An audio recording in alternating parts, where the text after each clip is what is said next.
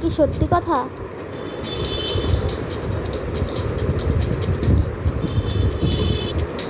আচ্ছা, আমরা মেনে নিলাম তুই আমার সাথে বন্ধু হইতে চাইছিস না।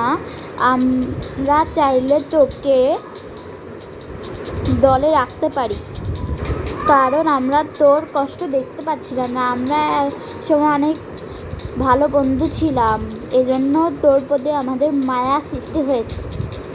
আমরা একসাথে বাসায় থাকবো, খেলা করবো, একসাথে ঘুমাবো। আমরা চারজন অনেক ভালো বেস্ট ফ্রেন্ড হয়ে যাব। তারপর ওদের তিনজনের মা বাবা চলে আসছে। তারপর থেকে ওরা একসাথে থাকতে পারে না। কিন্তু মাঝে মাঝে ওদের বাসা থেকে মা বাবা চলে গেলে ওরা আবার একসাথে সাদিকার বাসায় থাকতে শুরু করে।